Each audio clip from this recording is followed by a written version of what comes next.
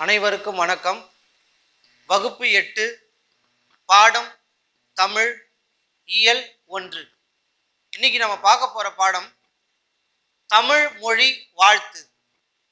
இதுல மொழி என்பது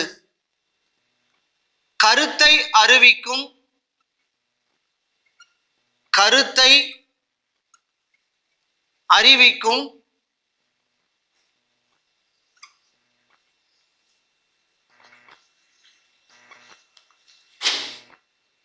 கருவி மட்டும் இல்லை.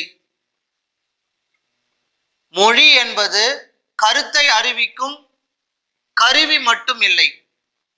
அது பண்பாடு மற்றும் உணர்வுடன் தொடர்புடையது.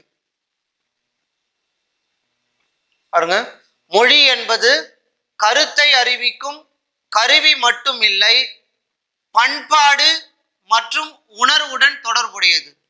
இந்த தமிழ் மொழி வாழ்த்து யார் எழுதினார் அப்படின்னா பாரதியார்.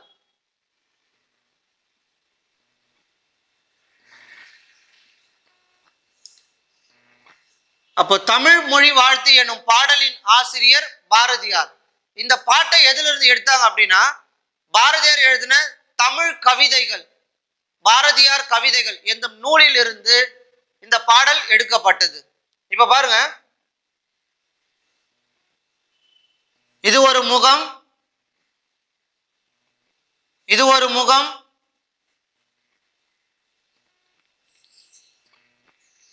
இப்படி நிறைய முகம் போட்டிருக்க. எதனாலனா பாரதியார் மிகச்சிறந்த எழுத்தாளர், கவிஞர், இதழாளர், சீர்திருத்தவாதி, விடுதலை போராட்ட வீரர் என பாரதியார் பன்முக திறன் கொண்ட ஆற்றலை கொண்டவர். பாருங்க, எழுத்தாளர், கவிஞர், இதழாளர், பேப்பர் ஞாபகம் வச்சுங்க, இதழாளர், சீர்திருத்தவாதி, விடுதலை போராட்ட வீரர். இவர் இதழ் எழுதியிருக்க. இவர் எழுதிய இதழ்கள் எதுனா, ஒன்று இந்தியா, மற்றொன்று விஜயா. சோ பாரதியார் எழுதிய இதழ்கள் இந்தியா, விஜயா. இந்த ரெண்டு இதழ்களும் எதுக்கு பயன்பட்டது அப்படின்னா விடுதலை போராட்டத்துக்கு மிகவும் பயன்பட்டது. பாரதியார் எழுதிய இதழ்கள் இந்தியா, விஜயா, இந்த இரண்டு இதழ்களும் விடுதலை போராட்டத்திற்கு வித்திட்டது. அதுக்கு அடுத்தது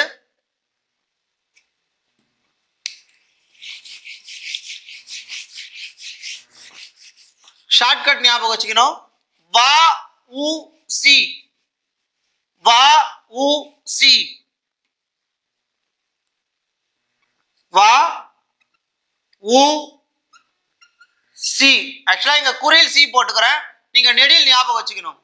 வானா வசன கவிதை, வசன கவிதைகளையும், ஊனா உரைநடைகளையும், சீனா சீட்டு கவியையும் பாரதியார் எழுதியுள்ளார். பாருங்க என்னென்ன எழுதியிருக்காருன்னா வ.உ.சி ஞாபகம் வச்சுக்கணும். வானா வசன கவிதை, ஊனா உரைநடை, சீனா சீட்டு கவி. இப்ப நிறைய பேர் கேட்கலாம், வசன கவிதை உரைநடை தெரியும், சீட்டு கவி அப்படின்னா என்னன்னா புலவர்களும் கவிஞர்களும் அரசனிடம் பொருள் பெற வேண்டி சீட்டில் எழுதி கொடுப்பது சீட்டு கவி. இப்ப நம்ம திருவிளையாடல் படத்துல கூட பார்த்திருக்கலாம், சிவாஜி வந்து நாகேஷ்க்கு எழுதி கொடுத்து போயிட்டு பொண்ணு பொருள் வாங்குறதுக்காக கொடுத்திருப்பார். சோ அதுக்கு பேரு சீட்டு கவி. அப்போ பாரதியார் வசன கவிதை, உரைநடை, சீட்டுக்கவி போன்றவற்றை எழுதியுள்ளார். பாரதியார் எழுதிய உரைநடை நூல்கள் எத்தனை இருக்குது நம்ம பார்க்க போறோம். இப்போ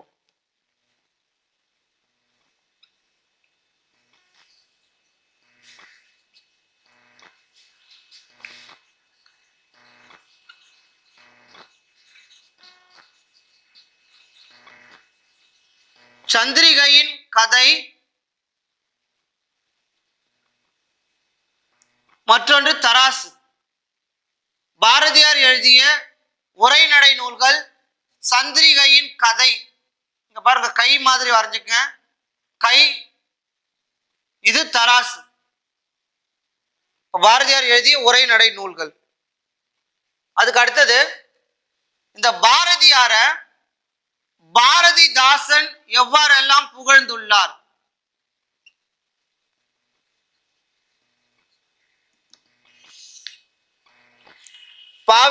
பாரதியார பாரதிதாசன் எப்படி எல்லாம் புகழ்ந்திருக்கார்னா,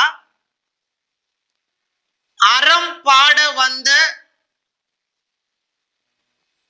அறிஞர், மரம் பாட வந்த மறவன். அறம் பாட வந்த அறிஞன், மரம் பாட வந்த மறவன்.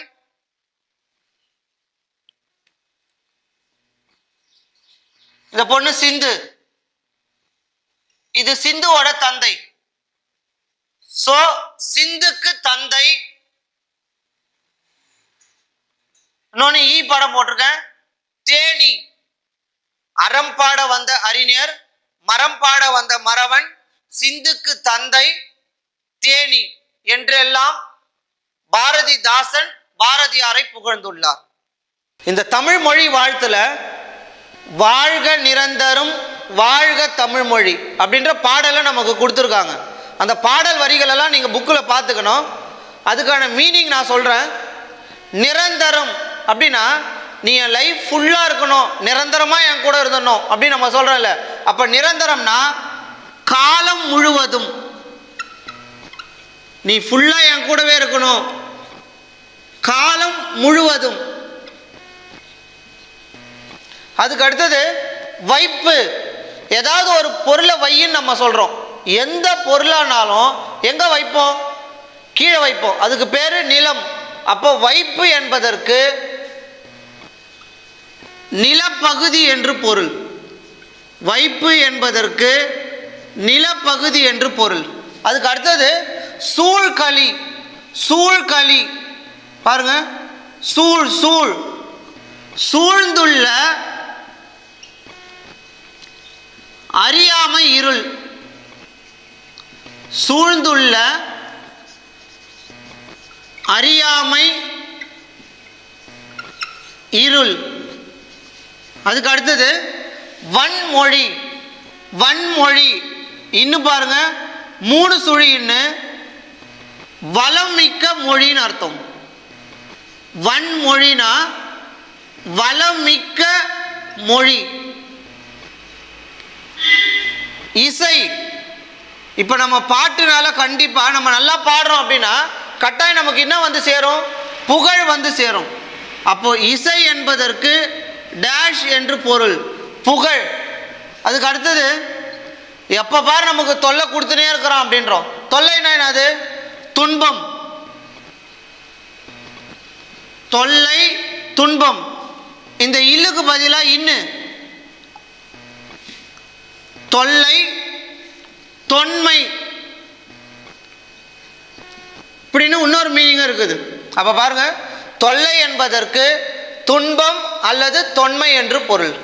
ஓகே, இந்த ஃபர்ஸ்ட் செய்யுள் பகுதியில் லாஸ்ட் லைன்ல ஒரு பாட்டு கொடுத்துருக்கோம். அது என்ன பாட்டுனா செந்தமிழ் அந்தாதி அப்படின்ற ஒரு பாட்டு கொடுத்துருக்காங்க. இந்த பாடலின் ஆசிரியர் செந்தமிழ் அந்தாதி, அந்தாதி ஆ ஆ அரங்கன். ஞாபகம் வச்சுங்க, செந்தமிழ் அந்தாதி எனும் பாடலின் ஆசிரியர் அரங்கன். அடுத்து நம்ம இயல் 1 பார்க்கக்கூடிய செய்யுள் தமிழ் மொழி மரபு. தமிழ் மொழி மரபு எனும் பாடலின் ஆசிரியர் யாருன்னா தொல்காப்பியர். தமிழ் மொழி மரபு எனும் பாடலின் ஆசிரியர் தொல்காப்பியர். வாழ்வுக்குரிய ஒழுக்க முறை டேஷ் எனப்படும். நம்ம லைஃபுக்கு முக்கியமானது எது அப்படின்னா வாழ்வுக்குரிய ஒழுக்க முறை ஒழுக்கம். அதே போல மொழிக்குரிய ஒழுக்க முறை எது அப்படின்னா மரபுன்னு சொல்றாங்க. மொழிக்குரிய ஒழுக்க முறை மரபு. இப்ப இந்த மரபு சொற்களை செய்யுளில் பயன்படுத்த வேண்டும் என்று கூறியவர் தொல்காப்பியர். மரபு சொற்களை எங்க பயன்படுத்தணும்? செய்யுளில் பயன்படுத்த வேண்டும் என்று கூறியவர் தொல்காப்பியர். இந்த மரபு சொற்களை மாற்றினால் பொருள் மாறிவிடும். செய்யுளுக்கும் மரபு சொற்களுக்கும் தொடர்பு உண்டு என்று கூறியவரும் தொல்காப்பியர். பாருங்க, அடுத்தது தமிழ் மொழி மரபு. இந்நூலின் ஆசிரியர் தொல்காப்பியர். வாழ்விற்குரிய ஒழுக்க முறை ஒழுக்கம், மொழிக்குரிய ஒழுக்க முறை மரபு. மரபு சொற்களை செய்யுளில் பயன்படுத்த வேண்டும் என்று கூறியவர் தொல்காப்பியர். மரபு சொற்களை மாற்றினால் பொருள் மாறிவிடும்.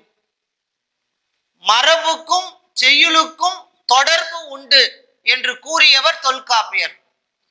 இதுல பாடல் எது வந்திருக்குன்னா நிலம் நீர் தீ வலி விசும்போடு எனும் பாடல் இதுல தொடர்ந்து வந்திருக்குது. இந்த பாடலுக்குரிய விளக்கம் நீங்க பார்க்கணும், அடுத்த பார்க்கலாம். அடுத்து இந்த பாடல்ல விசும்பு என்பதற்கு வானம் என்று பொருள். மயக்கம், தமிழ் படிக்கலாம் நினைச்சா இங்கிலீஷ் படிக்க தோணும், இங்கிலீஷ் படிக்கலாம் நினைச்சா மேக்ஸ் போட தோணும். இப்போ சப்ஜெக்ட் மாறி வர்றதுனால நமக்கு ஒன்றும் எல்லாமே கலந்த கலவையா இருக்கிறதுனால மயக்கமே வந்துடும். அப்போ மயக்கம் என்பதற்கு கலவை என்று பொருள். நமக்கு முன்னாடியே சொன்ன மரபு என்றால் வழக்கம். பெரியோர்கள் எதை பயன்படுத்துறாங்களோ அதை அப்படியே நாமும் சொல்றது. மரபு என்பதற்கு வழக்கம் என்று பொருள். வழா அமை, வழா அமை என்பதற்கு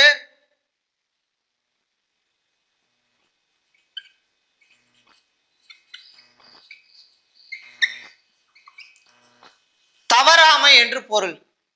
தழா அல், தழா அல் இதுலயே வந்துருச்சு. தழுவுதல் அல்லது பயன்படுத்துதல் என்று பொருள். பாருங்க, வழா அமை, தவறாமை, தழா அல் தழுவுதல் என்று பொருள். இந்த ரெண்டு வார்த்தையிலையும் பார்க்கலாம். உயிரெழுத்துக்கள்ல ஆன்ற எழுத்து நடுவுல வந்திருக்குது. உயிரெழுத்துக்கள் 12 ஒரு வார்த்தையினுடைய முதல்ல இல்லாம இடையிலையோ கடைசியிலேயோ எங்க வந்தாலும் அதுக்கு பேர் அலபடைன்னு பேர்.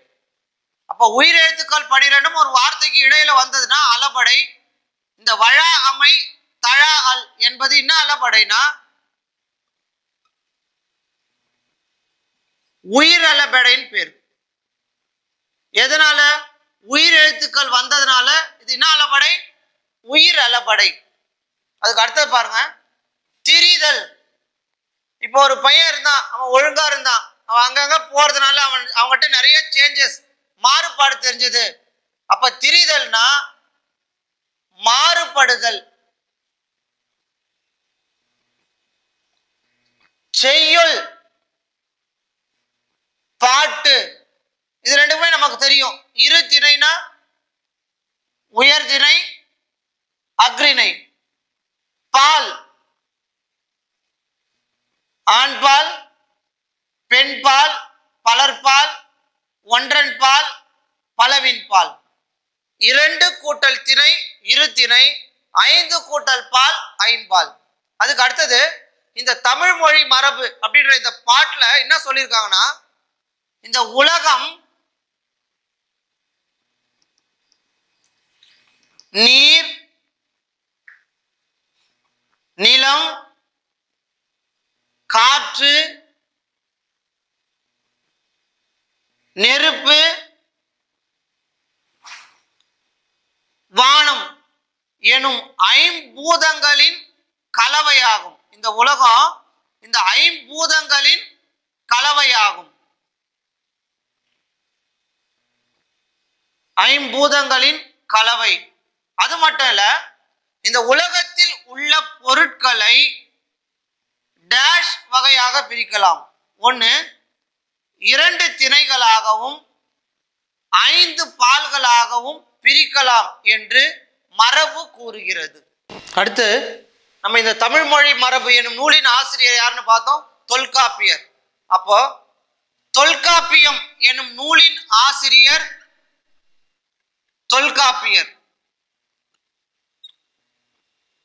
தொல்காப்பியம் எனும் நூலின் ஆசிரியர் தொல்காப்பியர். இந்த நூல் தான் நமக்கு கிடைத்த மிக பழமையான இலக்கண நூல்.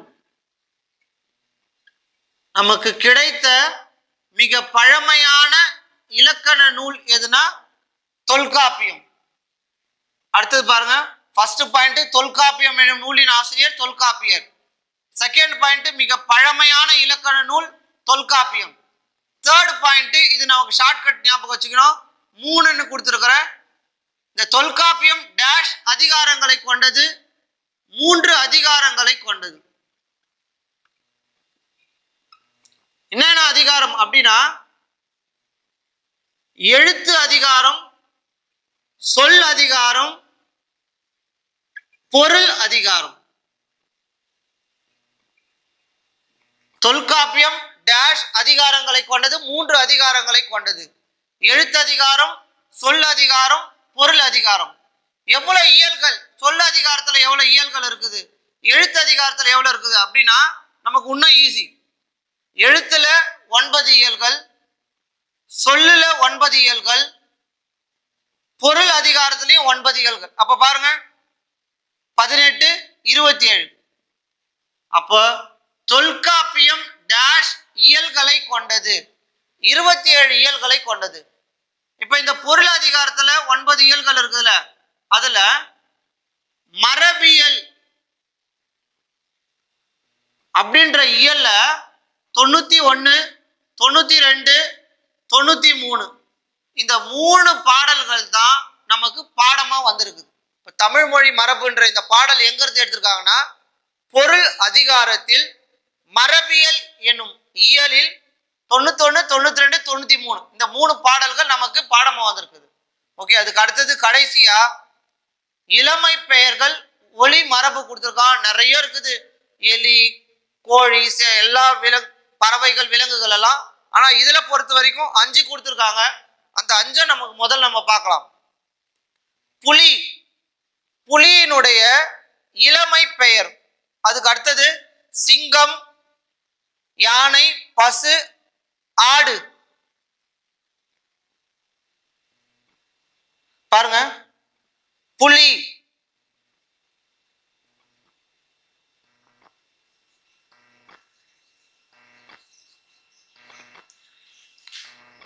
பூ பா, பூ பா, அந்த பா வரிசை. புலியினுடைய இளமை பெயர் பரல். சிங்கம், குருளை, சிங்க குருளை, புலி, பரல். அதுக்கு அடுத்தது யானை, கன்று. இது ஈஸியா ஞாபகம் வச்சுக்கணும். யானைக்கும் பசுவுக்கும் 2த்துக்குமே கன்று. நமக்கு தெரியும் ஆடு, குட்டி. இதுதான் நமக்கு தெரிஞ்ச மாதிரி இருக்குது. புலி, பரல், சிங்க குருளை, யானை கன்று, பசு கன்று, ஆடுக்கு குட்டி. அதுக்கு அடுத்தது இந்த விலங்குகளுடைய சவுண்ட் ஒலி மரபு கேட்குறாங்க. புலி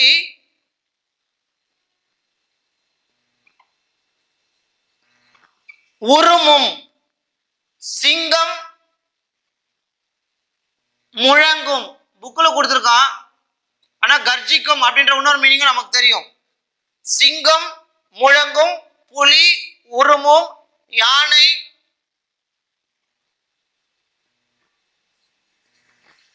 பிளிரும், பசு கதரும், ஆடு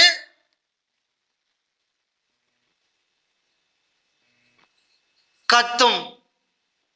அதுக்கு அடுத்தது இயல் 2, அதுல ஓடை என்ற செய்யுளை நம்ம பார்க்க போறோம்.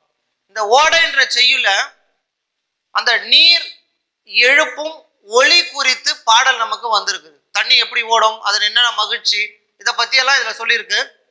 ஓடை எனும் பாடலின் ஆசிரியர் வேர்ட்ஸ்வர்த். ஓடை எனும் பாடலின் ஆசிரியர் வேர்ட்ஸ்வர்த்.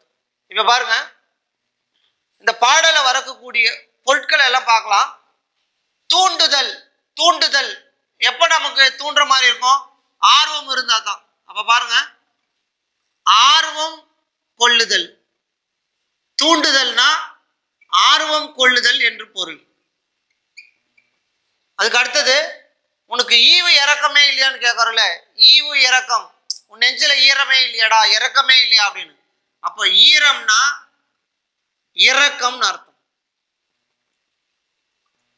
ஈரம் இரக்கம். தூண்டுதல்னா எதை தூண்டுறோம், ஆர்வம். முழவு முழங்கு அப்படின்றோம்ல, முழவு அப்படின்னா முழங்கு. எதெல்லாம் முழங்கும், இசைக்கருவிகள் எல்லாமே முழங்கும். அப்போ முழவுனா இசைக்கருவி என்று பொருள்.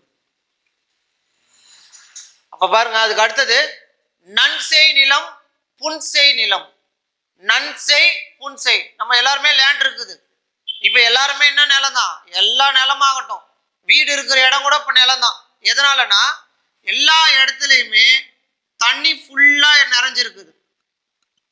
நீர் நிறைந்த பயிர்கள் விளையக்கூடிய நிலத்துக்கு நன்செய் நிலம் என்று பெயர்.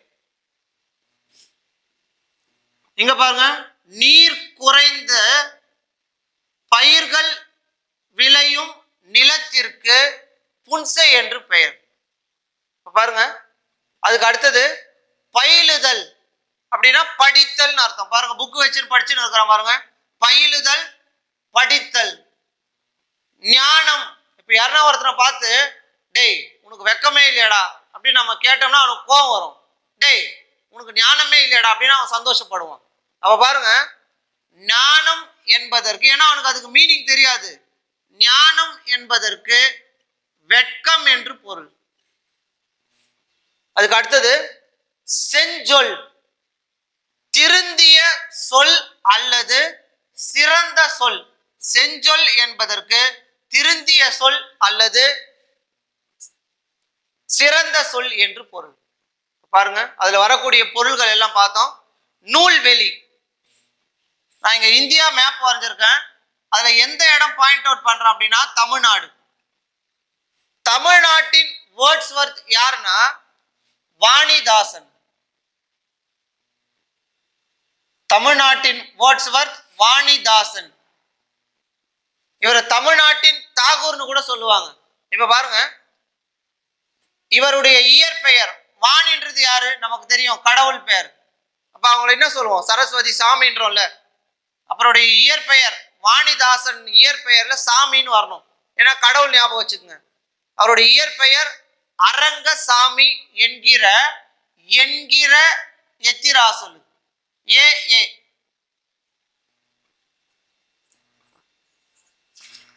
வாணி சாமி, என்ன சாமி, அரங்கசாமி. இதுல எப்படி இங்கிலீஷ்ல ஆர் சைலண்ட் வேர்டோ அந்த மாதிரி இந்த அரங்கசாமியில ஆ வந்து சைலண்ட்.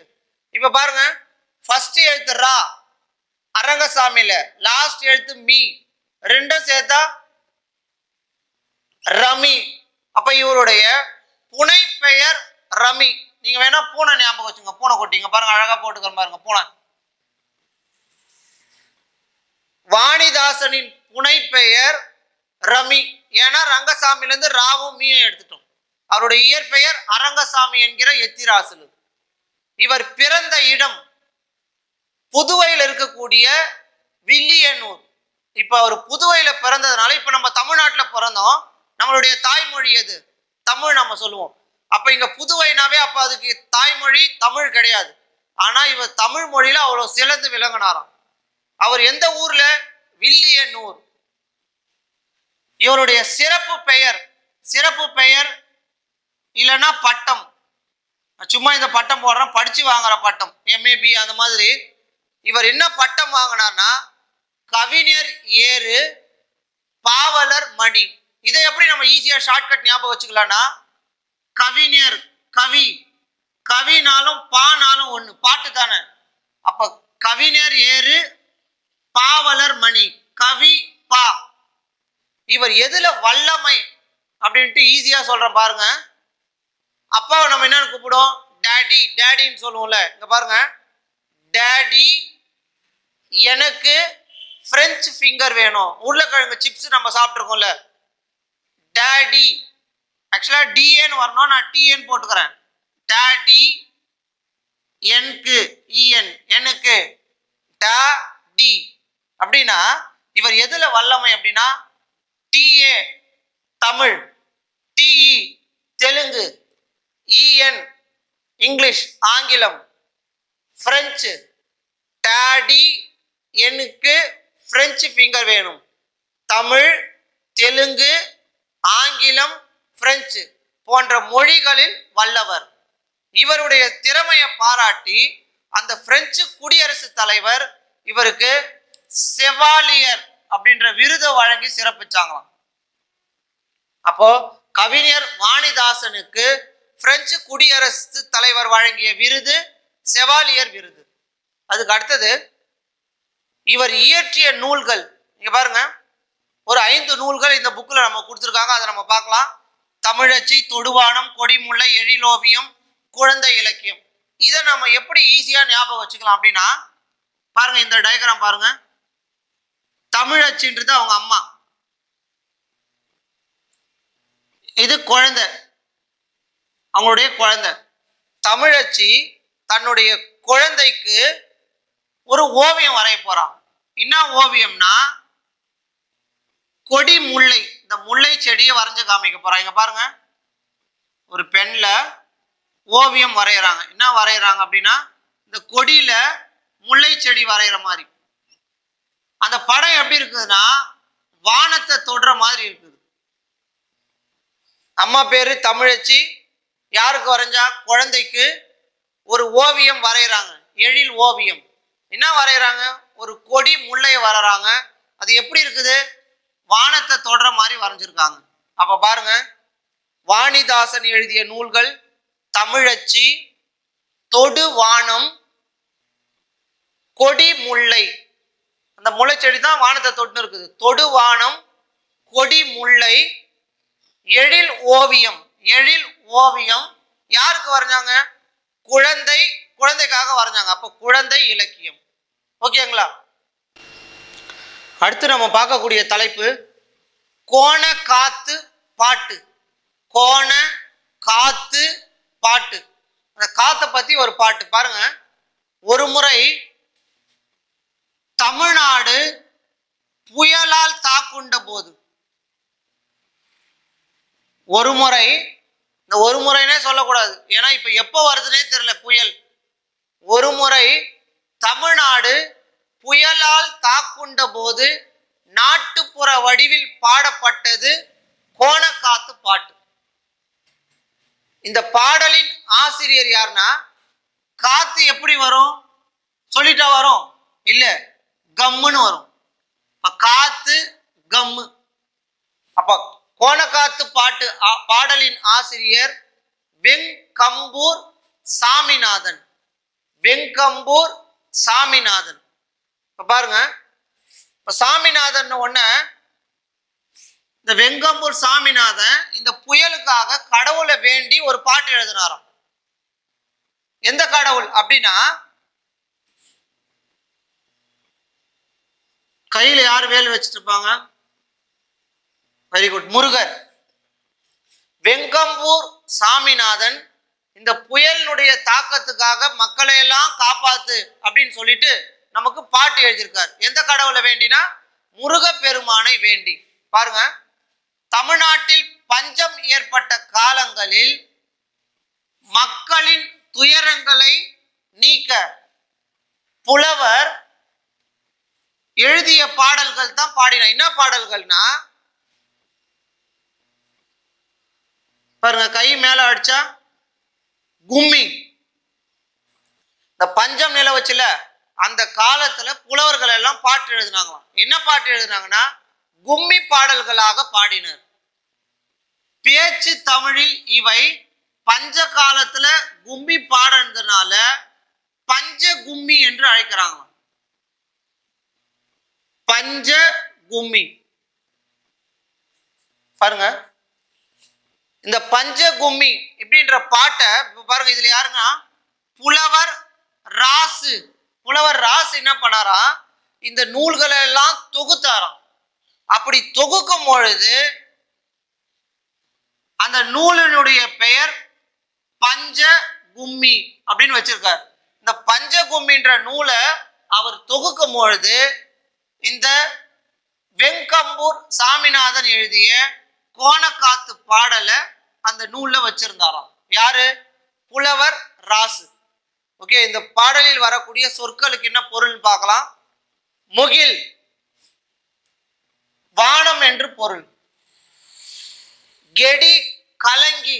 கலங்கினா எப்ப கலங்குவோம்? நமக்கு துன்பம் வந்தாலும் கஷ்டப்பட்டாலும் வருத்தம் வரும்போது கிளம்புவோம். அப்ப கலங்கி அப்படின்னா வருந்தி. எப்படி வருந்தி? மிக வருந்தி. சம்பிரமுடன் அப்படின்னா சம்பிரதாயம் ஞாபகம் வச்சுக்கோங்க. இப்ப நம்ம சாங்கிய சம்பிரதாயம் எப்படி செய்வோம்? முறையா செய்வோம். அப்ப சம்பரம் முறையா, சம்பிரதாயம் முறையா. கலங்கினா வருந்தி, மிக வருந்தி. முகில்னா மேகம். சேகரம். சேகரம் பாருங்க, மக்கள் போட்டுக்கிறேன். கிட்ட கிட்ட கிட்ட கிட்ட இருக்கிறாங்க. யாருடைய கூட்டம்? மக்கள் கூட்டம். சேகரம் என்பதற்கு மக்கள் கூட்டம் என்று பொருள். காங்கேயம், நம்ம மாடு விடுற இடத்துலாம் கூட கேள்விப்பட்டிருக்கோம். காங்கேயம் காங்கேயம். கொங்கு மண்டலத்தில் உள்ள 24 நாடுகளில் ஒரு நாடு தான் கொங்கு மண்டலம்.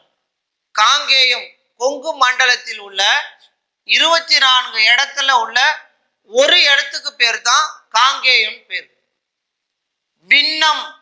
விண்ணம் அப்படின்னா சேதம். வீணாயிடுச்சு, சேதம் எவ்வளவு, செய்கூலி எவ்வளவுன்னு கேட்கிறோம்ல. அப்ப விண்ணம் சேதம். வாகு, அவனுடைய உடல் வாகு சும்மா சரியா பயங்கரமா இருக்குதுன்றோம்ல. வாகு வா வாகு சரியாக. நமக்கு எல்லாருக்குமே தெரியும். காலன். காலன்னா யாரு? ஒண்ணு கொரோனா இல்லைன்னா ஒமிக்ரான். Very good.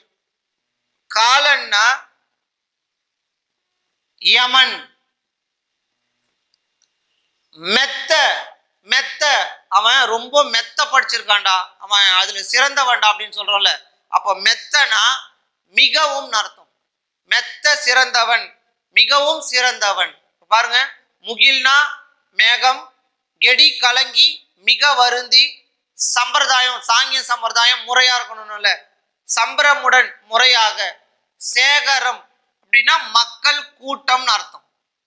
காங்கேயம் எத்தனை இடத்துல ஒரு இடம்? 24 இடத்துல. கொங்கு மண்டலத்தில் இருக்கக்கூடிய 24 இடத்துல ஒரு இடம் தான் காங்கேயம்.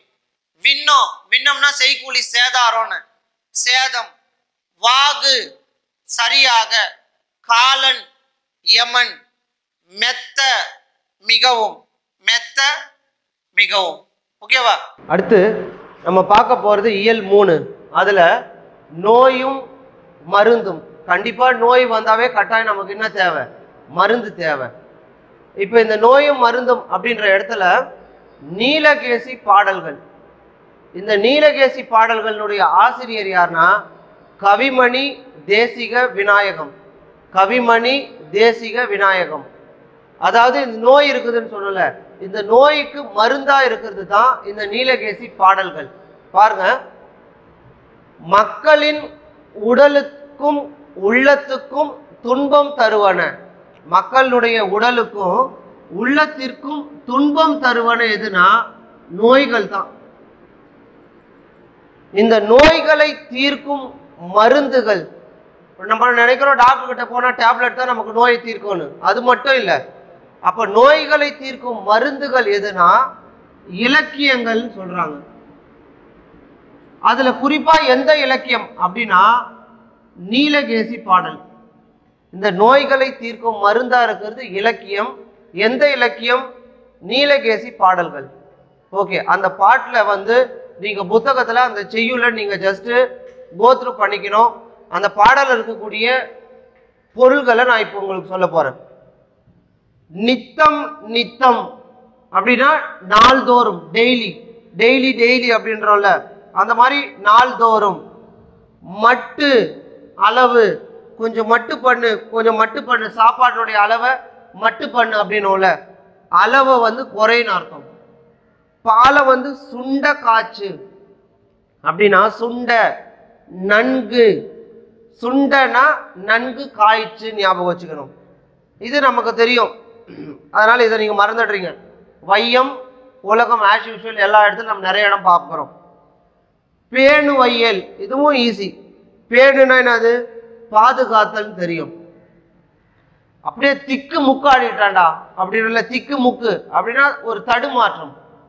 திக்கு முக்கு, திட்டு முட்டு என்ன பொருள்? தடுமாற்றம். அப்ப நீங்க ஞாபகம் வச்சுக்க வேண்டியது வையம் மறந்துடுறீங்க, பேணு பாதுகாத்தல் மறந்துடுறீங்க. மீதி இருக்கிற பொருள்களை நம்ம பார்த்துக்கணும். திட்டு முட்டு தடுமாற்றம், சுண்ட காய்ச்சு நன்கு, மட்டு அளவு குறைன்னு சொல்றோம்ல. நித்தம் நித்தம் அப்படின்னா நாள்தோறும். இப்போ இந்த பாடல் இருக்கக்கூடிய கவிமணி தேசிக விநாயக பிள்ளையை பத்தி நம்ம குறிப்பு பார்க்க போறோம். கவிமணி தேசிக விநாயகனார், விநாயகனார். இந்த விநாயகரை விநாயகர் சதுர்த்திக்கு எதில் வச்சு எடுத்துட்டு போறோம்? தேர்ல வச்சு எடுத்துட்டு போறோம்ல. அப்போ கவிமணி தேசிக விநாயகனார் பிறந்த ஊர் தேரூர். அவர் பிறந்த மாவட்டம் எதுனா குமரி மாவட்டம். கவிமணி தேசிக விநாயகனார் பிறந்த மாவட்டம் குமரி, ஊர் தேரூர். இவருடைய பணி 36 ஆண்டுகள் ஆசிரியரா பணியாற்றினாராம். இவர் எழுதிய நூல்கள், இவர் மொழிபெயர்ப்பு செஞ்ச நூல்கள், இவர் இயற்றிய கவிதைகள் எல்லாம் இப்ப நம்ம பார்க்க போறோம். உமர் கய்யாம் பாடல்கள் என்னும் நூலை மொழிபெயர்ப்பு செஞ்சார். உமர் கய்யாம் என்னும் பாடலை மொழிபெயர்ப்பு செஞ்சார். பேர் என்ன சொன்ன? உமர். உமர்ன்றது சும்மா ஒரு கேர்ளா நீங்க ஞாபகம் இமேஜினேஷன் பண்ணிக்க. உமர்ன்ற கேர்ளு கதர் ஆடையை உடுத்திக்கின்னு, நமக்கு தெரியல திருமணத்துக்கு பெண்கள் எல்லாம் அந்த கூரை புடவை கட்டுவாங்களா, அப்ப அது கதர் ட்ரெஸ். உமர்ன்ற பொண்ணு கதர் புடவை கட்டிட்டு ஒரு வீட்டுக்கு மருமகளா போகும்போது என்ன பண்ணுவாங்க? விளக்கு எடுத்துட்டு போவாங்க, ஜோதி. எப்படி போவாங்க? பூவும் மாலையும் போட்டு போவாங்க. அவ்வளவுதான். இதுதான் நமக்கு ஷார்ட்கட்டா ஞாபகம் வச்சுக்கணும். உமர்ன்ற ஒரு பொண்ணு கதர் ஆடைய அந்த கூரை புடவையை கட்டிட்டு மருமக்களா ஒரு வீட்டுக்கு போகும்போது விளக்கு எடுத்துட்டு போறாங்க, ஜோதி. கழுத்துல மாலையும் பூவுமா இருப்பாங்கல்ல. அப்ப பாருங்க, உமர் கய்யாம் பாடல். இது மொழிபெயர்ப்பு நூல். கவிமணி தேசிகம் எழுதிய கவிதை நூல்கள் எதுனா கதர், பிறந்த கதை, மருமக்கள் வழி, மான்மியம், ஆசிய ஜோதி. அதுல மலரும் மாலையும் என்ற நூல்ல இருக்கக்கூடிய பாடல் தான் நமக்கு இங்க புத்தகத்துல பாடமா வந்திருக்குது. சரிங்களா? அடுத்து இயல் 3ல நோயும் மருந்தும் அப்படின்ற தலைப்பை நம்ம பார்க்க போறோம். இப்போ நோய் வந்தாவே கண்டிப்பா என்ன பண்ணணும்? மருந்து சாப்பிடணும். அப்ப பாருங்க, மக்களின் உடல், உள்ளம் ஆகியவற்றிற்கு துன்பம் தருவன நோய்கள். மக்களுடைய உடலுக்கும் உள்ளத்திற்கும் துன்பம் தருவன நோய்கள். அந்த நோய்களை தீர்க்கும் மருந்துகள் எதுனா இலக்கியம். எந்த இலக்கியம் அப்படின்னு நமக்கு பர்டிகுலரா பார்த்தோம்னா நீலகேசின்ற இலக்கியம் நமக்கு நோய்களை தீர்க்கும் மருந்துகளா பயன்படுதுன்னு சொல்றாங்க. அப்ப பாருங்க, இந்த நோயின்னு சொல்லும் போது நோய்களுடைய வகை, முன்னெல்லாம் நோய்களை கரெக்டா வகைப்படுத்துவோம். இப்போ அதனுடைய வகையே இல்லை. ஃபர்ஸ்ட் கொரோனா, இப்போ ஒமிக்ரான், அதுக்கப்புறம் என்னென்ன போயிட்டு இருக்குன்னு தெரியவே இல்லை. அப்போ நோயின் வகைகள் மொத்தம் 3 பாருங்க, 1 2 3 நோயின் வகைகள் மொத்தம் 3. என்னென்னு பார்த்தோம்னா மருந்தினால் நீங்கும் நோய்கள், ரெண்டாவது எதனாலும் தீராத நோய்கள், மூணாவது அடங்கி இருப்பன போல இருக்குமா, அதுக்கு அப்புறமா உள்ளுக்குள் இருந்து துன்பம் தருவான. நமக்கு சிம்டம்ஸே தெரியாது, ஆனா உள்ள இருந்து துன்பம் கொடுத்துட்டே இருக்கும். அப்ப நோய்கள் 3, மருந்தினால் நீங்கும் நோய்கள், எதனாலும் தீராத நோய்கள், அடங்கியன போல இருந்து உள்ள இருந்து துன்பம் தரக்கூடிய நோய்கள். அப்ப இந்த 3 நோய்களுக்கும் மருந்துகள் இருக்கும்ல. என்னென்ன மருந்துகள் பாருங்க. குட், நல்ல ஞாபகம் வச்சுக்கணும், நல்ல அறிவு, நல்ல காட்சி, நற்ஒழுக்கம். இது 3மே நோய் தீர்க்கும் மருந்துகள். நல் அறிவு, நற்காட்சி, நல் ஒழுக்கம். அதுக்கு அடுத்தது பாருங்க, இந்த பாடல்களை, புத்தகத்தில் இருக்கக்கூடிய பாடல்களை நீங்க ஜஸ்ட் அந்த லைன் எல்லாமே பார்த்து வச்சுக்கணும். ஏன்னா இப்பாடல் இடம்பெற்ற நூல்கள்னு வரும், அந்த பாட்டில் இருக்கக்கூடிய பொருள்களை நம்ம பார்க்கலாம். தீர்வன, நீங்குபவை. இப்ப எனக்கு நோய் தீர்ந்துடுச்சுன்றோம்ல, அப்படின்னா என்ன அர்த்தம்? நோய் என்னை விட்டு நீங்கி போயிடுச்சுன்னு அர்த்தம். சமம், சமமா இருக்கணும், சமமா இருக்கணும் அப்படின்னா அடங்கி இருக்கணும். 2 பேரும் சமமா இருந்தா தான் லைஃப் நல்லா இருக்கும். இப்போ அடங்கி இல்லாம நானு நீனு இருந்தா கண்டிப்பா கஷ்டமா இருக்கும். அப்போ சமம், சமம்னா அடங்கி இருக்கணும், அடக்கமா இருக்கணும். நிழல் அப்படின்னாவே நமக்கு தெரியும், ஒளி ஞாபகம் வச்சுக்கணும். நிழல் இகழும் ஒளி பொருந்திய. பேர்தற்கு, அகற்றுவதற்கு. பேர்தற்குனா அகற்றுவதற்கு, தற்கு, தற்கு ஞாபகம் வச்சுக்கிறீங்க. திரியோக மருந்து. திரினா 1 2 3 அந்த மாதிரி 3 திரியோக மருந்து, 3 யோக மருந்து. அதுலேயே நமக்கு ஆன்சர் வந்துருச்சு. ஒருத்தர் தெளிவா இருக்கணும் அப்படின்னா நல்ல நல்ல காட்சி, தெளிவு, நற்காட்சி. திறந்தன, தன்மை உடையன, திறந்தன தன்மை உடையன. கூற்றவா, பிரிவுகளாக, செப்பரேட்டா பண்றது. கூற்றவா, பிரிவுகளாக. பூ, அணிகலன். பெண்களுக்கு அதிகமா பிடிக்கிறது பூ பிடிக்கும், அணிகலன் பிடிக்கும். அப்போ பூனாய், அணிகலன் அணிந்தவளே. பிணி அப்படின்னா துன்பம் நமக்கு தெரியும். ஓர்தல், ஓரறிவு, ஈரறிவு எல்லாம் தெரியல, அது மாதிரி ஓர் ஞாபகம் வச்சுக்கணும், நல்லறிவு ஞாபகம் வச்சுங்க. ஓர்தல், நல்லறிவு. பிறவார், பிறவார், பிறவார், பிறக்க மாட்டார். பிறவார்னா பிறக்க மாட்டார். ஓகே, இப்போ இந்த நீலகேசி பாடலுடைய குறிப்பு நம்ம பார்க்க போறோம். நீலகேசி, சூளாமணி, யசோதர காவியம், உதயகுமார காவியம், நாககுமார காவியம். நமக்கு தெரியும் இந்த 5 காப்பியங்களும் 5 சிறு காப்பியங்கள். இதுல நீலகேசியை பத்தி நம்ம பார்க்க போறோம். அதுக்கு அடுத்தது இந்த நூலினுடைய குறிப்பு பார்க்க போறோம். பாருங்க, நீலகேசி, சூளாமணி, யசோதர காவியம், உதயகுமார காவியம், நாககுமார காவியம். இது கேட்கும் போதே நமக்கு தெரியும் இந்த 5மே 5 சிறு காப்பியங்கள். 5 காப்பியங்கள் ஒன்றுதான் நீலகேசி. இந்த நீலகேசின்ற நூலு சமண சமய கருத்துக்களை வாதங்களின் அடிப்படையில் சொல்றோம். சமண சமய கருத்துக்களை வாதங்களின் அடிப்படையில் கூறும் நூல் நீலகேசி. இது கடவுள் வாழ்த்து நீங்களாக டேஷ் சருக்கம் கொண்டது அப்படின்னா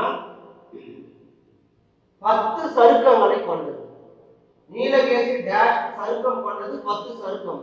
இந்த 10 சருக்கத்துல தர்மபுரை சருக்கம் அப்படின்ற சருக்கத்துல இருந்து 2 பாடல்கள் நமக்கு வந்திருக்குது புத்தகத்துல. என்னென்ன பாடல் அப்படின்னா, தொடக்கம் பாடல் தீர்வனவும் தீரா. நமக்கு தெரியும் எது தீரும், நோய் தீரா நோய், மாத்திர நோய்களின் வகைகள். அப்ப 2 பாடல். அந்த பாடல் இடம்பெற்றது எங்கன்னா தர்மபுரை சருக்கம். நீலகேசி டேஷ் சருக்கம் கொண்டது கடவுள் வாழ்த்து நீங்களாக 10 சருக்கங்களை கொண்டது.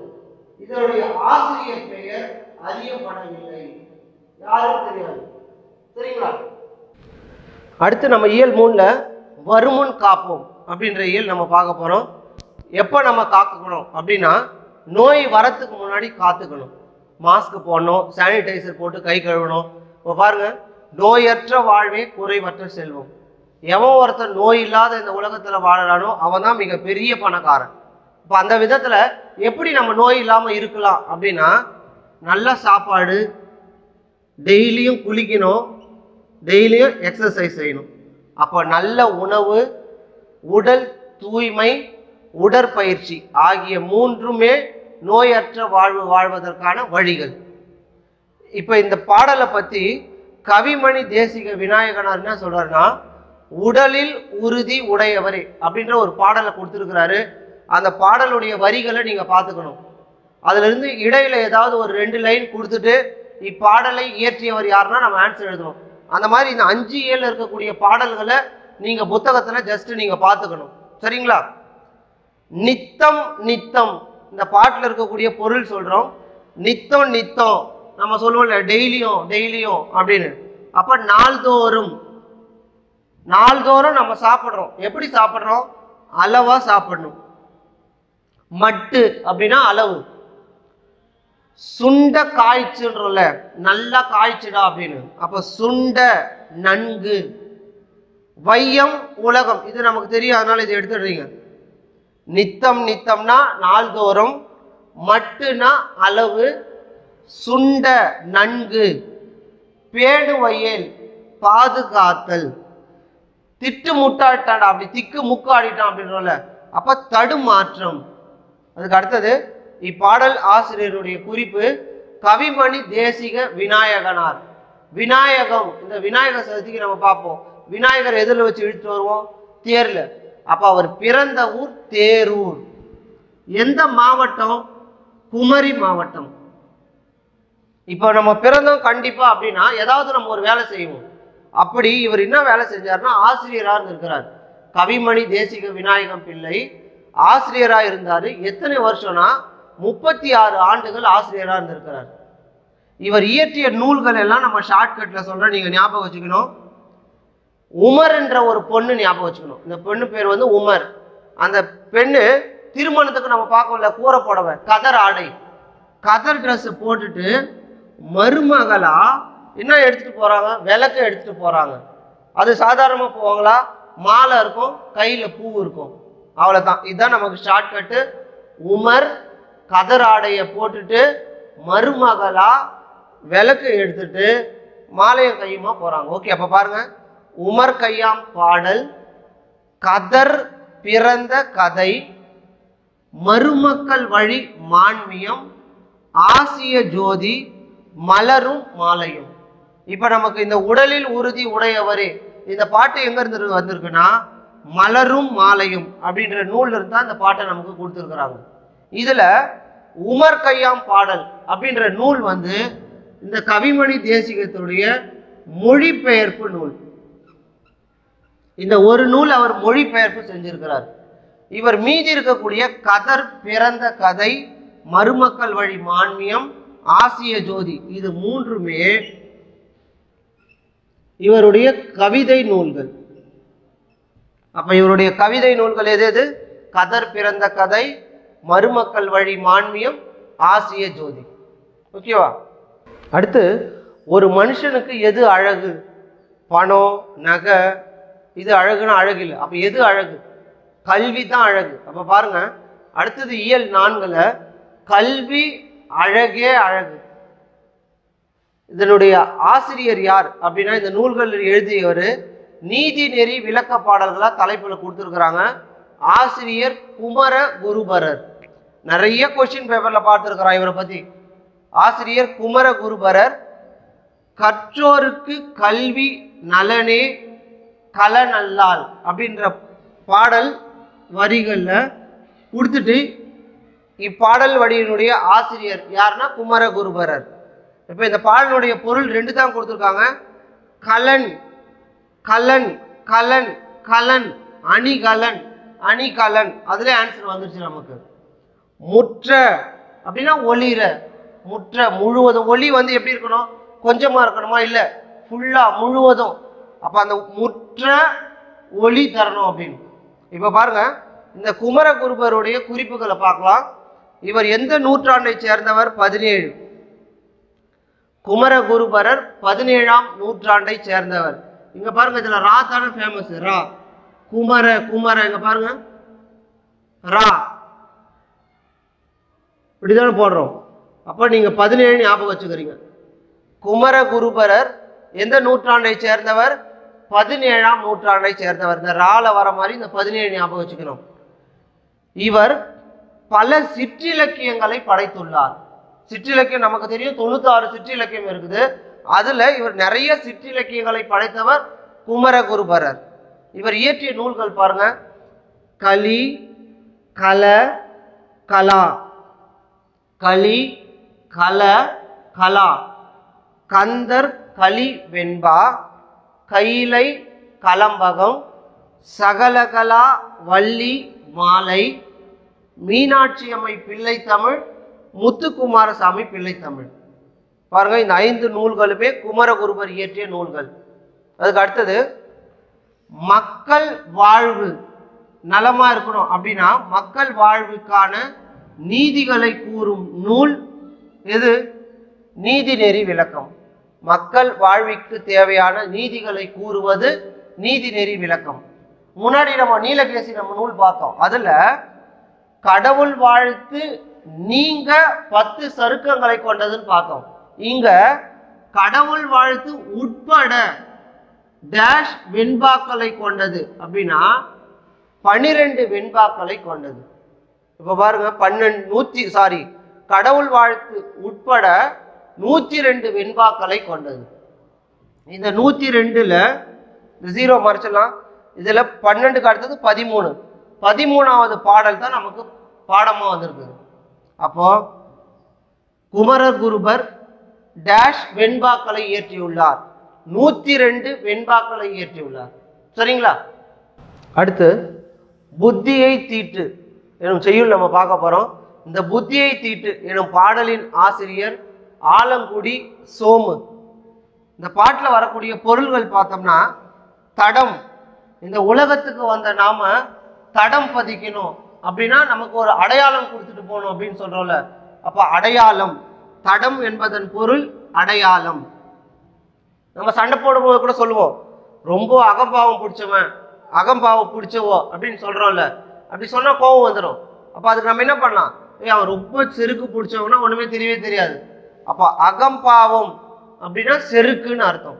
ஓகேவா? இந்த பாடலுடைய ஆசிரியருடைய குறிப்பு நம்ம பார்த்தோம்னா, இந்த ஆலங்குடி சோமுன்றவர் யாருன்னா திரைப்படத்திற்கு பாடல் எழுதக்கூடிய ஆசிரியர். அப்ப திரைப்படம் பாடல் ஆசிரியர் யாருன்னா ஆலங்குடி சோமு. இப்ப பாருங்க, இவரு எந்த ஊரு எந்த மாவட்டம் அப்படின்னு நம்ம ஞாபகம் வச்சுக்கன்னா, சிவகங்கை. கங்கைனாவே என்னது? தண்ணி இருக்கும். அந்த தண்ணி என்ன பண்ணுவோம்? எல்லாரும் குடிப்போம். அப்போ குளிப்போம், குடிப்போம்ல. அப்ப சிவகங்கை குடி ஞாபகம் வச்சுங்க. சிவகங்கை மாவட்டம் ஆலங்குடியை சேர்ந்தவர் தான் யாரு? சோமு. இவருடைய திறமையை பாராட்டி தமிழ்நாடு அரசு இவருக்கு கலை மாமணி அப்படின்ற விருதை வழங்குச்சான். ஆலங்குடி சோமு கலை மாமணி விருது பெற்றவர். இவர் இயற்றிய பாடல்கள் நமக்கு இங்க பாடமா கொடுத்திருக்காங்க. கத்தியை தீட்டாதே உந்தன் புத்தியை தீட்டு எனும் பாடலுடைய ஆசிரியர் ஆலங்குடி சோமு. சரிங்களா? அடுத்து இயல் 5ல திருக்கேதாரம் அப்படின்ற ஒரு செய்யுள் நம்ம பார்க்க போறோம். இந்த திருக்கேதாரம் அப்படின்ற ஒரு நகரத்தை பத்தி தேவார பாடல்கள் நமக்கு சொல்லுது. நமக்கு தேவாரம் ஒன்று யார் ஞாபகம் வரும்னா திருஞான சம்பந்தர், திருநாவுக்கரசர், சுந்தரர். ஏன்னா இந்த தேவாரம் இயற்றிய மூவர் திருஞான சம்பந்தர், திருநாவுக்கரசர், சுந்தரர். இதுல இந்த சுந்தரர் எழுதிய பாடல் தான் நமக்கு பாடமா வந்திருக்குது. அவர் எழுதிய பாடலுடைய முதல் வரி என்னன்னா, பண்ணின் தமிழ் இசை பாடலின் முழவை முழவு அப்படின்ற ஒரு 4 லைன்ல பாடல் கொடுத்துருக்குறாங்க. இப்பாடலுடைய பொருள்களை நம்ம பார்க்கலாம். பண் அப்படின்னா இசை நமக்கு தெரியும், அப்ப இதை விட்டுடலாம். வேற இதுல எது தெரியும் பாருங்க. கனக சுனை, சுனை சுனைனாவே எங்க இருக்கும்? தண்ணி இருக்கிற இடம், நீர்நிலைகள். கனக சுனை அப்படின்னா பொன் வண்ண நீர்நிலை. அப்படியே கனகனன் இருக்குறா, அப்படியே பொண்ணு அப்படியே கனகனன் இருக்கும்னு சொல்றல. அப்ப கனக சுனைனா பொன் வண்ண நீர்நிலைகள். மத வேழங்கள், வேழம்னா நமக்கு தெரியும் என்னது? யானை. அப்ப மத வேழம்னா மத யானை, அது ஈஸி. முரலும் முழங்கும், முரலும்னா முழங்கும் அர்த்தம். பழவெய், வெய்னா அது மூங்கில். பழவெய்னா முதிர்ந்த மூங்கில். சரிங்களா? இப்போ இந்த சுந்தரருடைய குறிப்பை நம்ம பார்க்கலாம். நம்பியாரூரர், தம்பிரான் தோழர் எனும் சிறப்பு பெயர்கள் இருக்குதான். யாருக்கு? சுந்தரருக்கு. பாருங்க, நம்பியாரூரர், தம்பிரான் தோழர் எனும் சிறப்பு பெயர் பெற்றவர் சுந்தரர். இவர் இயற்றிய, சுந்தரர் இயற்றிய திருத்தொண்ட தொகை நூலை முதலாக வச்சு தான் சேக்கிழார் பெரிய புராணம் நூலை இயற்றினாராம். யார் எழுதுனது? சுந்தரர் எழுதிய திருத்தொண்ட தொகை என்ற நூலை முதல் நூலா வச்சு சேக்கிழார் பெரிய புராணத்தை உருவாக்கினார். ஓகேங்களா? அதுக்கு அடுத்தது நமக்கு இந்த தேவாரம் மொத்தம் 12 திருமுறைகள் நமக்கு தெரியும்.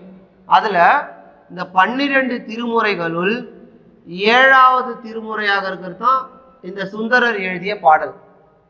எத்தனாவது திருமுறை? 7வது திருமுறை. இந்த நூல்களை தொகுத்தவர் யார்னா நம்பி ஆண்டார் நம்பி. நம்பி நம்பி இந்த நூல்களை தொகுத்திருக்கிறார். சுந்தரர் எழுதிய நூல்களை தொகுத்தவர் நம்பி ஆண்டார் நம்பி. பாருங்க, தேவாரம் பிரித்து எழுதுக. தே கூட்டல் ஆரம் அப்படின்னு பிரிக்கலாம், இல்லைன்னா தே கூட்டல் வாரம்னு பிரிக்கலாம். இப்ப ஆரம் அப்படின்னா என்ன பண்ணுவோம்? கழுத்துல போடுவோம். கழுத்துல எது போடுவோம்? ஆரம். ஆரம் அப்படின்னா மாலை. அப்ப ஆரம்னா மாலை ஞாபகம் வச்சுக்கணும். தே கூட்டல் வாரம், முன்னால வாரம் வாரம் என்ன வரும்னு சொல்லுவோம்?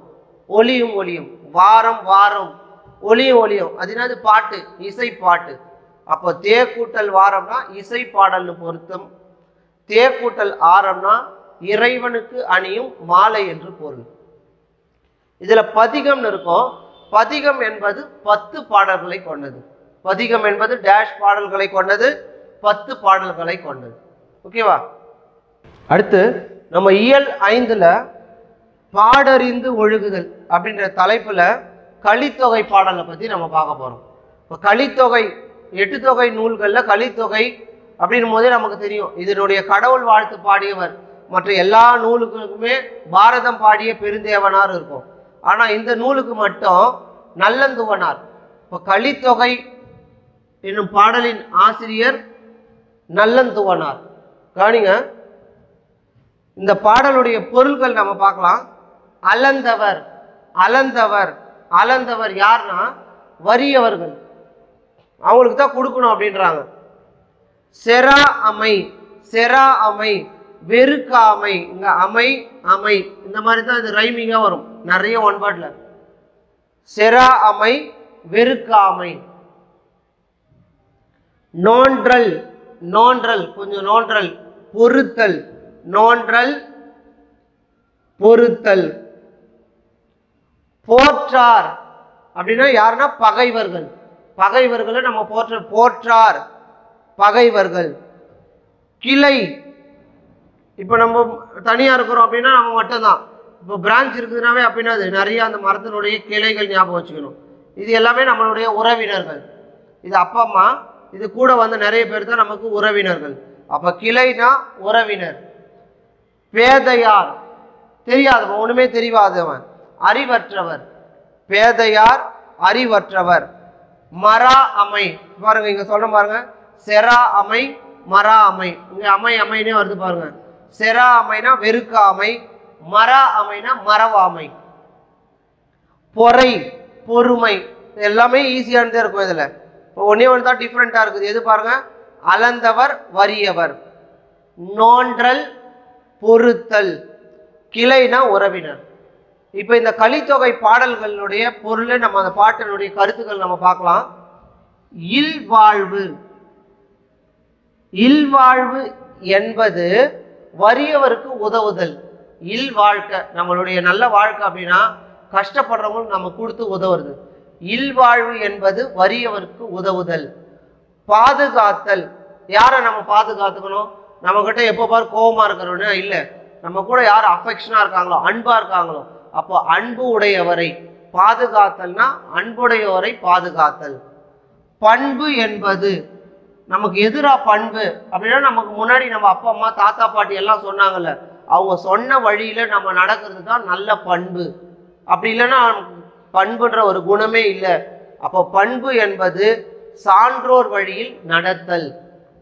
அன்பு என்பது உறவினர்களோடு வாழ்தல். இப்போ வீட்டுக்காருக்கு சொந்தக்காரங்க வராங்க நம்ம வீட்டுக்கு, அவங்க கிட்ட அஃபெக்ஷனா இருந்தால் தான் நம்ம கூட சொந்தம் எல்லாம் இருக்கும். வரவங்க கிட்ட நம்ம எப்போ பாரு திட்டிகிட்டே இருந்தோம்னு வச்சுக்கோ, அன்பு இல்லை அப்படின்னா ஒருத்தன் கூட வரவே மாட்டான். அப்போ அன்பு இருந்தா உறவினர்கள் எல்லாம் வருவாங்க. அப்போ உறவினரோடு வாழ்தல். அறிவு அப்படின்னா, அறிவு இல்லாதவன் சொல்றான் பார், அந்த சொற்களை நம்ம பொறுத்துக்கணும். அறிவு என்பது அறிவு இல்லாதவர் கூறும் சொற்களை பொறுத்து கொள்வது. செறிவு என்பது வாக்கை காப்பாற்றுதல், நமக்கு கொடுத்த வாக்கை நம்ம காப்பாற்றுதல். இதுதான் டிஃப்ரெண்டா இருக்கு பாருங்க. அறிவுனா அறிவில்லாதவர், அன்புனா அது எல்லாமே. அப்ப செறிவுனா கொடுத்த வாக்கை நம்ம காப்பாற்றணும். சத்தியமா நான் இதை செய்யறடா, அப்போ நம்ம இனிமே என்ன சொல்லலாம், செறிவுடா அப்படின்னு நம்ம சொல்லலாம். நிறை அப்படின்னா மறை பொருளை பாதுகாத்தல். நிறை மறை ரைமிங்கா இருக்கு பாருங்க. நிறை மறை. நிறை என்பது மறை பொருளை பாதுகாத்தல். நீதிமுறை, நம்ம நீதி நியாயம் அப்படின்னா என்ன பண்ணணும், தண்டனை, தப்பு செஞ்சா தண்டனை வழங்கணும். அப்ப நீதிமுறைனா தண்டனை வழங்குதல். பொறுமை, எங்க நாம பொறுக்கணும் அப்படின்னா இகழ்வாரை பொறுத்தல். நமக்கு திருக்குறள்ல கூட தெரியும்ல, அகழ்வாரை தாங்கும். அந்த மாதிரி பொறுமைனா இகழ்வாரை பொறுத்தல். அப்புறம் பாருங்க, இந்த கலித்தொகை நூல்களுடைய குறிப்பு பார்க்கலாம். கலித்தொகை என்பது 8 தொகை நூல்களில் ஒன்று. 8 தொகை நூல்கள் ஒன்று தான் கலித்தொகை. இது கலிப்பா எனும் பா வகையால் ஆனது. கலித்தொகை கலிப்பா எனும் பா வகையால் ஆனது. இதுலயே நமக்கு க்ளூ வந்துருச்சு. கலித்தொகை 150 பாக்களை கொண்டது. 150 பாடல்களை கொண்டதாம். இது குறிஞ்சி, முல்லை, மருதம், நெய்தல், பாலை கூட களி களின்னு நம்ம சேர்த்துக்கிறோம். குறிஞ்சி களி, முல்லை களி, மருத களி, நெய்தற் களி, பாலை களி என 5 பிரிவுகளை கொண்டது கலித்தொகை. இதில் இருக்கக்கூடிய நெய்தற் களி எனும் பாடலை இயற்றியவரும் யாருன்னா நல்லந்துவனார். ஓகேங்களா? அடுத்தது இயல் 5ல திருக்குறள் நம்ம பார்க்க போறோம். சரிங்களா? பாருங்க, செய்வானை நாடி, ஒரு வேலை யாரை செய்யறானோ அவங்கிட்ட போயிட்டு வினை நாடி. வினைனா நமக்கு தெரியும் செயல். காலம், இப்ப நல்லா செய்யறவன் அந்த செயலை நல்லா செய்யணும், ஏற்ற காலத்தோடு செய்யணும். எய்த உணர்ந்து செயல். செய்வானை நாடி, வினை நாடி, காலத்தை நாடி. 3 போய் நம்ம நாடணும். யார் நல்லா செய்யறான் அவனை பார்க்கணும், நல்லா அந்த எந்த செயலை செய்யறான்னு பார்க்கணும், கரெக்டான காலத்துல செஞ்சு முடிக்கிறானு பார்க்கணும். அப்படி இருக்கிறவங்கிட்ட அவனே சிறந்த செயலாற்றும் திறன் உடையவர். எய்த உணர்ந்து செயல், அவன் தான் என்ன பண்ணுவான், எடுத்த செயலை கரெக்டாக செஞ்சு முடிப்பான் அப்படின்னு சொல்கிறாங்க. அதுக்கு அடுத்தது இதனால் இவன் முடிக்கும் என்று ஆய்ந்து அதனை அவன் கண் விடல். இப்போ நீங்கள் நிறைய எக்ஸாமுக்கு ப்ரிப்பரேஷன் பண்ணிட்டு இருக்கிறீங்க. ஒரு எக்ஸாம்பிள் நம்ம தோற்று போயிட்டுனா நம்ம உடனே வெக்ஸ் ஆகிடக்கூடாது. நமக்கான அடுத்த வேலை நமக்கு காத்துட்டு இருக்குது. இதனால் இவன் கண். இப்போ கடவுள் நமக்கான ஒரு வேலையை வச்சுட்டு இருக்கிறார். இந்த வேலை நம்ம போயிடுச்சு அப்படின்னா இன்னொரு வேலை நம்ம கொடுப்பாரு. அப்போ இதனால் இவன் முடிக்கும் என்று ஆய்ந்து அதனை அவன் கண் விடல். இவன் இந்த வேலையை செஞ்சு முடிப்பான் அப்படின்னு தெரிஞ்ச பிறகு அந்த வேலையை அவங்கிட்ட விடணும். அடுத்தது ஓர்ந்து கண் நோடாது இறை புரிந்து யார் மாட்டும். ஓர்ந்து கண்ணோடாது இறை புரிந்து யார் மாட்டும் தேர்ந்து செய்வதே முறை. பாருங்க, ஒரே ஒரு பக்கம் சாயாம இப்ப நடு நிலைமையோடு நீதி வழங்குறது தான் ஒரு சிறந்த ஆட்சின்னு சொல்றாங்க. ஓர்ந்து கண்ணோடாது, ஒரே ஒரு பக்கமா சாயாம எப்படி இருக்கணும், நடு நிலைமையோடு நடுவுல நின்று நீதி வழங்குறது தான் ஒரு சிறந்த ஆட்சி அப்படின்னு சொல்றாங்க. ஓர்ந்து கண்ணோடாது, ஒரே பக்கம் இல்லாம இறை புரிந்து யார் மாட்டும் தேர்ந்து செய்வதே முறை. கரெக்டா நம்ம செய்யணும். இறை காக்கும் வையகம் எல்லாம் அவனை முறை காக்கும் முட்டா செய்யின். இங்க இறைவை யார் சொல்றாங்கன்னா அரசரை சொல்றாங்க. ஒருத்தர் சரியா ஆட்சி செஞ்சா இறை காக்கும் வையகம் எல்லாம். அப்ப பாருங்க, இந்த உலகத்துல இருக்கக்கூடிய உயிரினங்களை எல்லாம் அரசன் காப்பாற்றுவான். அப்ப அந்த அரசனை யார் காப்பாற்றுவாங்க? உலகத்துல இருக்கிற மக்களானா இல்ல. அப்ப அந்த அரசனை அவன் செய்யும் ஆட்சி காப்பாற்றும். இறை காக்கும் வையகம் எல்லாம் அவனை முறை காக்கும். அவன் செய்யறான் பாருங்க சரியான ஆட்சி. முட்டா செய்யின். கவனிங்க, தக்காங்கு நாடி தலை செல்லா வண்ணத்தால். இங்க தக்காங்கு, இங்க ஒத்தாங்கு, ஒருப்பது வேங்கு. இப்ப பாருங்க, தலை செல்லா அந்த பக்கமே அவன் போடக்கூடாது. அதாவது என்ன சொல்றாங்கன்னா, குற்றம் ஆராய்ந்து அவனுக்கு சரியான முறையில தண்டனை நம்ம கொடுத்துட்டோம்னா அவனுக்கு மீண்டும் செய்யக்கூடாதுன்ற ஒரு எண்ணம் வர அளவுக்கு ஆட்சி செய்யக்கூடிய ஆட்சியாளர்கள் தண்டனை கொடுக்கணும் அப்படின்றாங்க. பாருங்க, தக்காங்கு நாடி தலை செல்லா வண்ணத்தால் ஒத்தாங்கு ஒருப்பது வேங்கு. சரிங்களா? அடுத்து இறை கடியன் என்று உரைக்கும் இன்னா சொல் வேந்தன். இறை கடியன் என்று உரைக்கும் இன்னா சொல் வேந்தன். அந்த அரசன் உரை கடுகி ஒல்லை கெடும் அப்படின்னா அழிஞ்சு போயிடுவான் அப்படின்றாங்க. யாரு? இறை கடியன். ஐயோ அரசன் ரொம்ப கடுமையானவன்டா அப்படின்னு எந்த மக்கள் சொல்றாங்களோ அப்ப அந்த மக்கள் சொன்னா உரை கடுகி ஒல்லை கெடும், அவனுடைய வாழ்நாள் குறைஞ்சு அவன் அழிஞ்சு போவான்னு சொல்றாங்க. அப்ப அரசர் எப்படி இருக்கணும் அப்படின்னா எல்லார்கிட்டையும் அன்பா இருக்கணும் அப்படின்னு சொல்றாங்க. இறை கடியன் என்று உரைக்கும் இன்னா சொல் வேந்தன். தேவையில்லாம பேசுற அரசன் மக்கள்கிட்ட எப்பவுமே கடுமையா இருக்கிறான் அப்படின்னு மக்கள் சொல்லிட்டாங்கன்னா அவன் அழிஞ்சு போயிடுவான்றாங்க. கேட்டார் பிணிக்கும் தகையவாய் கேளாரும் வேட்ப மொழிவதாம் சொல். அதாவது இப்ப நான் பேசிட்டே இருக்கிறேன் அப்படின்னா அந்த பேச்சை கேட்கறவங்க தன்வயப்படுத்தணும், நான் அவங்களை அட்ராக்ட் பண்ணணும். இப்ப விரும்பி கேட்கறவனை இன்னும் கேட்கற மாதிரி நான் வைக்கணும். கேட்காம சில பேர் உட்காந்துட்டு இருப்பான், அவனை என்ன பண்ணணும் அப்படின்னா தூண்டி விடணுமா, என் பேச்சை கேட்கற மாதிரி நான் தூண்டணும் அப்படின்றாங்க. கேட்டார் பிணிக்கும் தகையவாய் கேளாரும் வேட்ப மொழிவதாம் சொல். நம்ம சொல்லக்கூடிய சொற்கள் அந்த மாதிரி இருக்கணும் அப்படின்னு சொல்றார் வள்ளுவர். சொல்லுக சொல்லை பிரிதோர் சொல் அச்சொல்லை வெல்லும் சொல் இன்மை அறிந்து. நாம சொல்லக்கூடிய சொல்ல தாண்டி நமக்கு எதிர்ப்பா வேற யாருமே மற்ற சொல்ல சொல்லக்கூடாது. வேறு சொல் வெல்லாதவாறு நாம சொல்லணும் அப்படின்னு சொல்றாங்க. அவை அறிந்து ஆராய்ந்து சொல்லுக. நம்ம பேசும்போது அவை அறிஞ்சு நம்ம பேசுறோமா? சொல்லின் தொகை அறிந்து தூய்மை அவர். அதாவது ஒரு அவையில நான் பேச போறேன் அப்படின்னா அவங்களுடைய தகுதியை அறிஞ்சு நான் பேசணும் அப்படின்னு சொல்றாங்க. கற்றறிந்தார் கல்வி விளங்கும் கசடர சொல் தெரிதல் வல்லார் அகத்து. அதாவது அறிஞர் நிறைந்த அவையில் கற்றவர்கள் பேசுறாங்க அப்படின்னா இன்னும் அவர்களுக்கு பெருமை வரும். கற்று அறிந்தார் கல்வி, நிறைய பேர் நல்லா படிச்சுட்டு இருக்கவங்க கூடிய சபையில நாம போயிட்டு பேசணும்னா நம்மளுடைய பேச்சுக்கு இன்னும் பெருமை இருக்கும், நம்ம சொல்லக்கூடிய சொல்லுக்கு இன்னும் பெருமை வரும். அறிஞர் நிறைந்த அவையில் கற்றவர் கல்வி பெருமை பெறும். கற்று அறிந்தார் கல்வி விளங்கும் கசடர சொல் தெரிதல் வல்லார் அகத்து. அப்ப நம்ம சொல்லக்கூடிய சொல்ல பத்தி வள்ளுவர் இவ்வளவு அழகா சொல்லியிருக்காரு. சரிங்களா?